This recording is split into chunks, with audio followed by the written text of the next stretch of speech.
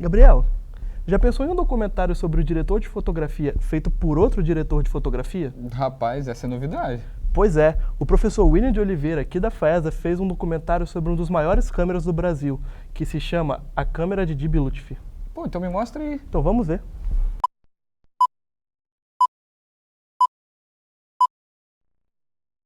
É o nome certo, 8 letras. Dib Lutfi. E como é que você define a sua profissão? Você é fotógrafo, é câmera? Como é que você se define? Eu me defino que eu tenho a profissão melhor do mundo, cara, eu faço com o maior prazer.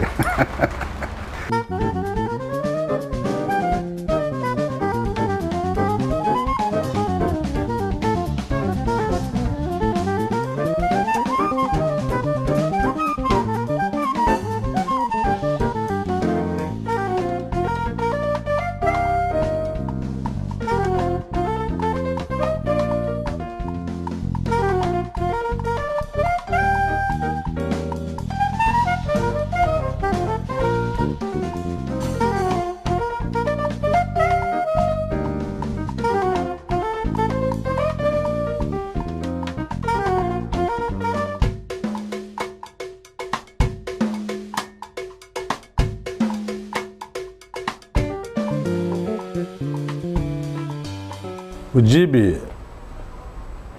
quando chegou ao cinema brasileiro, ele veio com uma aura de mistério. Todo mundo disse assim, apareceu um cara que faz umas coisas extraordinárias com a câmera. Ele não era bem um ser humano, era uma mistura de um ser humano com um objeto desconhecido. Ele pegou logo o apelido de tripé libanês. Essas atribuições miraculosas, ao mesmo tempo que eram também verdadeiras, mas foram criando uma atmosfera hiperrealista, se pode dizer assim. Ele passou a ser sempre visto como uma coisa capaz de resolver qualquer problema. E assim ele foi utilizado, às vezes mal, por muita gente, porque procuravam, deixa eu ver o que eu vou inventar para o Dib fazer aqui. Vou fazer de subir ali por cima daquela ponte, aí vai para o outro lado do rio, aí entra com água até o meio da barriga, e por aí afora, iam inventando assim façanhas pro Super Dib se livrar e dar ao cinema brasileiro mais uma demonstração dos seus superpoderes. Isso é uma coisa que sempre deixou um pouco sem jeito, eu disse, mas o Dib não merece, e aí? Tá gravando? Bem, a gente parou porque a luz foi embora, porque de repente eu resolvi fazer umas observações sobre os superpoderes do Dib e a luz foi embora. Acontecem coisas assim. O Dib é acompanhado por os mitos todos da cinematografia. A luz é um deles. Porque ele sempre tratou a luz com muito carinho e muito cuidado. O Dib é das pessoas que me traz melhores recordações do cinema. E até hoje ele é absolutamente igual, né? Ele tem a mesma maneira de rir, mesma descontração que tinha nos primeiros filmes que fizemos juntos, né? E era um alívio, era uma tranquilidade estar com o Dib no set de filmagem, porque não tinha tempo ruim, né? Tudo ficava mais fácil, porque ele resolvia problemas seríssimos, muitas vezes de mise-en-scène, de fotografia, com a intuição dele. A capacidade, a qualidade dele como câmera, como fotógrafo, acabava criando para a gente um dado novo na mise-en-scène, na encenação e até na decupagem do filme. Se você sabia que ia contar com o Dib, você já podia imaginar que determinado tipo de cenas que você poderia filmar de uma maneira, você já teria uma alternativa, porque era o Dib que estava fazendo câmera. A principal qualidade do Dib não era só que ele era um câmera na mão muito firme, que a câmera era muito firme, coisa e tal, é que também havia invenção no que ele fazia, né? Havia também, não só os enquadramentos eram convenientes ao que o filme estava dizendo, como havia muita invenção, sugestão que ele dava e assim, a facilidade que ele criava para você fazer certas coisas que sem ele não seriam possíveis ser feitas. No caso dos Herdeiros, por exemplo, eu fiz o filme, a ideia do filme era fazer um filme que fosse muito filmado frontalmente, uma coisa quase teatral, uma elaboração teatral da história brasileira, uma reprodução quase que desdramatizada da história brasileira, e que eu precisava de uma câmera frontal, quieta, que não fosse muito agitada, e que o Dib fez maravilhosamente bem. De vez em quando a gente fazia umas coisas, por exemplo, a cena na Rádio Nacional, que começa com Odete Lara cantando e acaba com o Grande Otelo fazendo o elogio do Petróleo é Nosso, da campanha da Petrobras, não sei o quê. Aquilo ali foi um plano de sequência extremamente elaborado, com câmera na mão, e que mudava, inclusive, até mesmo o cenário mudava, a gente se aproximava dos atores e na medida em que saía do plano geral para o close, o cenário em volta mudava, e aí a gente recuava e o cenário já era outro. É claro que a elaboração dessa cena sem o Dib era impossível, não é? A decupagem era minha, a elaboração da cena era minha, mas só foi possível realizá-la, eu só pude imaginá-la daquela maneira porque eu tinha o Dib, que se eu não tivesse o Dib, eu tinha que usar um número de ferramentas cinematográficas que eu nem sei se na época existia, porque realmente o Dib fazia coisas do Arco da Velha, coisas que eram inéditas no mundo todo, tanto que chamou a atenção no mundo todo, né? No mundo todo se falava do cameraman brasileiro, o Dib, ele foi chamado para filmar fora do Brasil. Havia uma originalidade na maneira dele trabalhar que cada diretor usou de uma maneira que lhe era mais conveniente. Mesmo os amigos dele?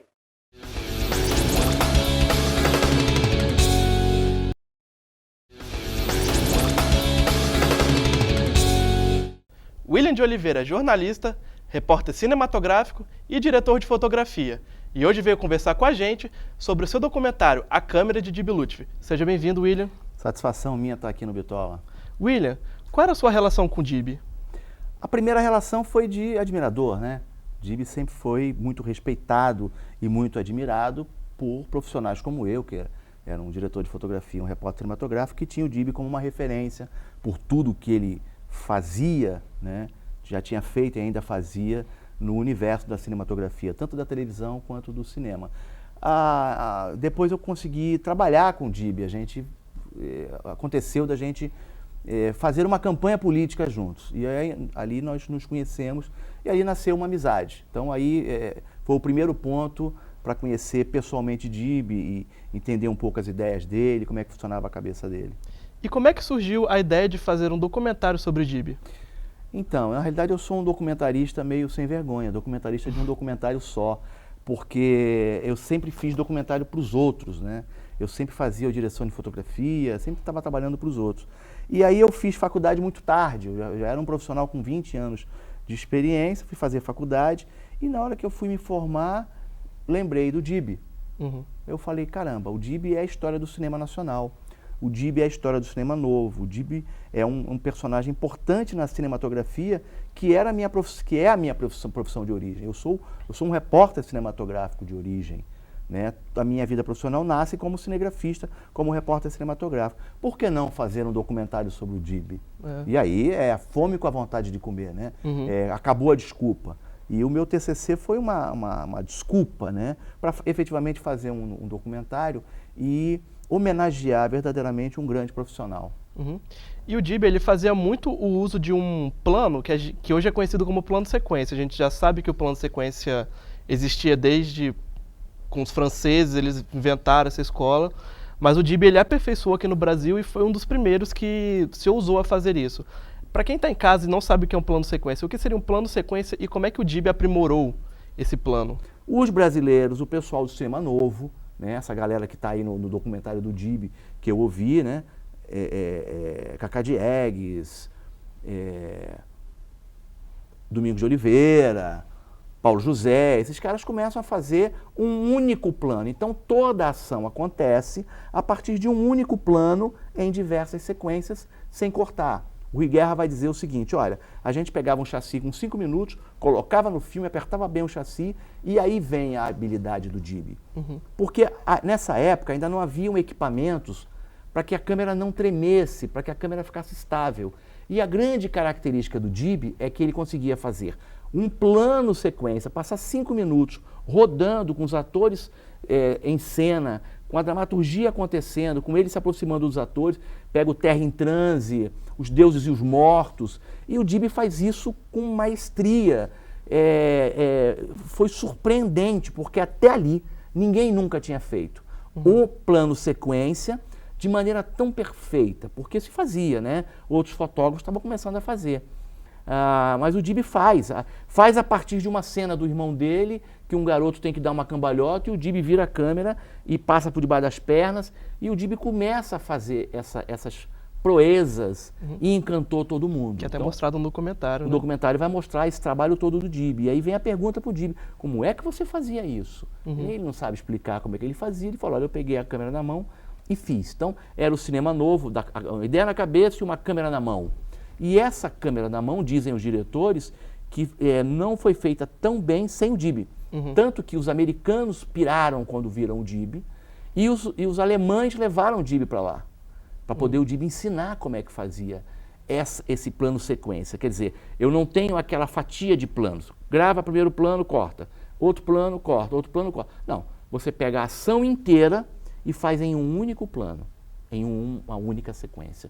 E para fazer isso hoje com uma Steadicam, mole, né? Ou menos complicado. Para fazer isso na mão, você pega a cena do filme do Cacá Diegues, em que o Grande Otelo está contracenando, em que o Dib vai andando com a câmera, e você fica impressionado. Como é que o Dib... E eu depois tive a felicidade de me tornar amigo do Dib, e a gente conversou muito, né? Como é que ele fazia? Nós vamos fazer uma parada para você ir lá buscar a pipoca e voltar para o sofá. Nós já voltamos. A primeira semana de setembro traz os 2 filmes mais aguardados do mês. A sequência da saga Star Trek Sem Fronteiras, e o filme O Sono da Morte, terror dirigido por Mike Flanagan. Na segunda semana de setembro, temos a estreia da comédia brasileira Desculpe o Transtorno, filme de Thomas Portela, com Gregório Duvivier, Clarice Falcão e Dani Calabresa. Temos na mesma semana Koblik, filme argentino, dirigido por Sebastian Borenstein, com o premiado Ricardo Darín. A terceira semana do mês traz a estreia de outro filme nacional, O Último Virgem, comédia nacional com a linda Fiorella Mattheiss. A agenda do mês fecha no dia 29, com a estreia de Gênios do Crime, comédia de Jared Hess, com Zach Galifianakis e Owen Wilson.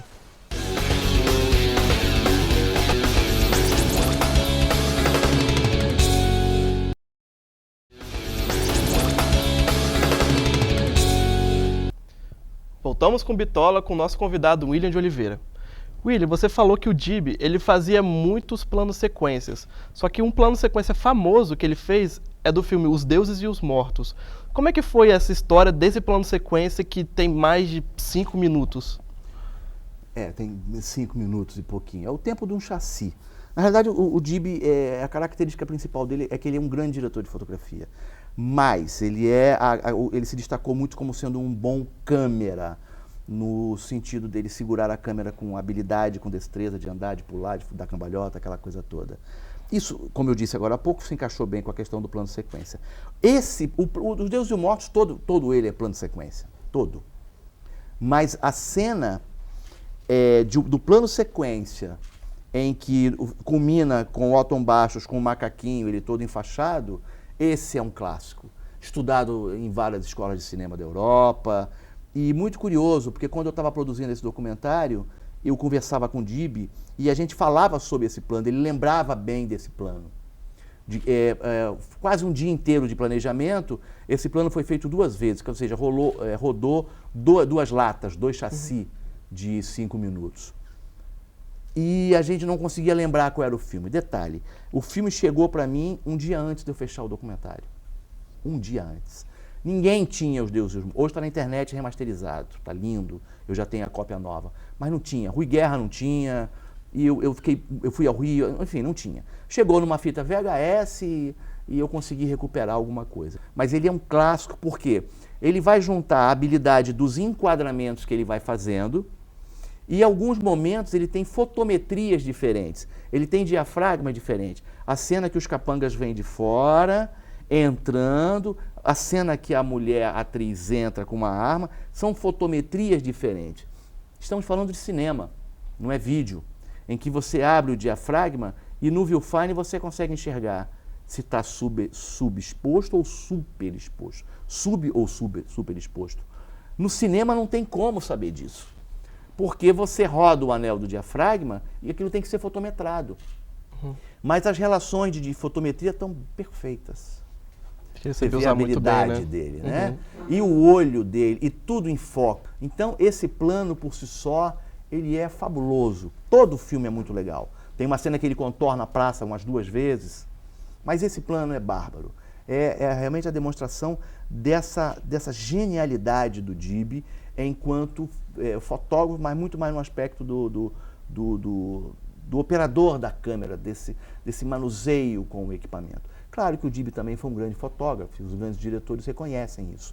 Mas era muito atribuído a ele, muito essa habilidade da operação da câmera e muitas presepadas, como o Mário Carneiro fala, né?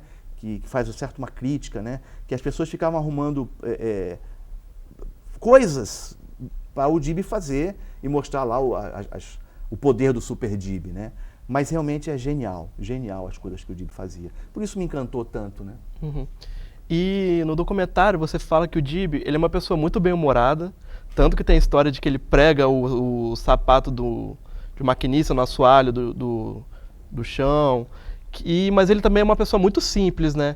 Então, você, tanto profissionalmente quanto pessoalmente, o que você traz de ensinamento do Dib? Essas duas coisas, eu acho que eu tinha que ser até mais bem-humorado um pouco, às vezes eu me pego um pouco mal-humorado.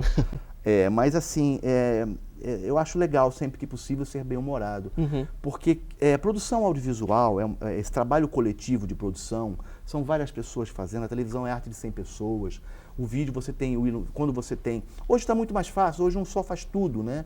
Mas na época das grandes produções, você tinha o iluminador, o assistente, o foquista. Você tem uma equipe muito grande, muitas vezes convivendo muito tempo junto. Se você não tiver bom humor, tiver uma sacada genial para algumas coisas, uma brincadeira, tem 1000 histórias do Dib de brincadeiras, algumas até complicadas, né? O Dib fazia muitas presepadas, sempre foi de bom humor. O dia que ele me ligou às 2 da manhã, ele perguntou se eu estava dormindo, eu disse que estava, ele me falou um palavrão e começou a rir. Aí eu morro de rir junto com ele. Então é muito legal essa coisa do bom humor. A questão da simplicidade é o grande mérito do Dib. O Dib sempre foi simples e generoso. Pra você ter ideia, o Dib tinha uma casa no Rio de Janeiro, em Santa Teresa, e um dia ele me chamou lá que tinham invadido a casa dele, os ladrões tinham roubado telha e tal. Eu falei, Dib, vende essa casa, cara, faz alguma coisa. E ele não queria vender a casa, ele tinha um certo apego à casa. Eu falei, vamos abrir aqui o Centro Cultural Dib Lutfi, para que a gente possa dar aula de fotografia, de câmera. Imagina o Centro Cultural Dib Lutfi ensinando câmera, vídeo, câmera de cinema, ensinando... Ele tinha câmera... Ele nunca quis. O Dib era o que nós chamamos de low profile, ele é o cara que não queria aparecer. No lançamento do filme Feminista, eu estava na casa dele, o filme dele, fotografia dele, do Domingos de Oliveira. No dia do lançamento, ele não quis ir ao lançamento, porque ele sabia que era lançamento, que teria imprensa, e ele não queria dar entrevista. Então ele era muito simples das coisas assim, ele não queria... E uma outra coisa muito legal, muitos diretores de fotografia que sucederam, foram assistentes do Dib, foram assistentes porque o Dib dizia assim, não, chama fulano, ele já está fazendo. Ele dava lugar para os assistentes. O Breno Silveira me contou uma vez que foi assistente do Dib e cometeu um erro lá na hora de fechar o chassi, queimou um filme, e o Dib falou para ele assim, não, você tem que ser diretor. E hoje o Breno Silveira é um grande diretor de cinema, fez Os Filhos de Francisco, e fala que ele deve muito ao Dib. O Dib ter incentivado ele a ser diretor. Então o Dib sempre foi essa generosidade, com os alunos quando começou a dar aula, a simplicidade no trato com o cinema, sem grandes termos técnicos, sem grandes falas, sem grandes mistérios com relação à câmera. O mais simples possível. Mais simples, ele pegava e fazia. Então, se ele tinha que chegar num lugar, tem que botar uma luz, ele simplesmente ia lá e destelhava. Ah, tem que comprar um filtro? Não, pega uma cortina de chuveiro, cortina de banheiro azul, coloca em cima. Mário Carneiro falou para mim, eu tive um trabalho danado para fotografar uma determinada cena, e daqui a pouco o Dib pregou uma lanterna na cabeça e fez uma luzinha principal e funcionou muito. Então ficava todo mundo assim, caramba, o cara me coloca uma lanterna na cabeça. Então essas coisas eu bebi muito na fonte do Dib. Então, se eu puder usar uma luz de celular para iluminar, eu vou usar. Sempre eu vou trabalhar com o mínimo, o que tem. Eu vou sempre trabalhar com a luz que já existe, que é outra prática do DIB. Então, eu bebo muito nas fontes do DIB nessas questões. Se já tem luz aqui, o que eu preciso mais? Se eu precisar de alguma coisa, eu uso. Se eu não precisar, eu não uso. Eu fiz um trabalho com o DIB, que a Quanta era quem ia fornecer a luz. Quando falaram assim, é o DIB o fotógrafo, eles falaram, ufa, eu já sei que é pouca alívio, luz. Né? Porque eu não vou precisar do fotógrafo que pede muita luz e que sequer usa metade, muitas vezes, com essa proposta de garantia. DIB nunca pediu garantia de nada. Então é realmente surpreendente e é muito legal falar do DIB. A simplicidade dele é impressionante. Um dos melhores seres humanos que eu conheci e que eu conheço, fica realmente essa coisa da simplicidade no trato com a imagem. Até porque hoje está muito mais fácil e o DIB cede, o DIB não é purista. Quando quisiam fazer um trabalho em filme, ele falava, por que não faz em mini DV? Uma lata de filme custa R$1.000, uma mini DV custa 10. Ele poderia ser, como ele é, quem é, poderia dizer, não, só trabalho com película. Ele disse, não, usa mini DV que tudo é mais barato. Pouca luz, para que tanta luz? Uma vez eu estava gravando com ele no carro dele, fazendo imagem, eu liguei a luzinha do teto do lanterna, carro. né, do carro. Ele falou, compadre velho, tem muita luz, desliga. Porque gostava sempre da luz mais natural, para ele era melhor. E, enfim, surpreendente falar do DIB e ter conhecido e conhecer DIB é um privilégio. William, muito obrigado por ter dado essa entrevista hoje. O Bitola fica por aqui e se você gostou, curta a página da TV Faesa no Facebook. TV Faesa 17 anos, a primeira TV universitária do Espírito Santo e até a próxima sessão.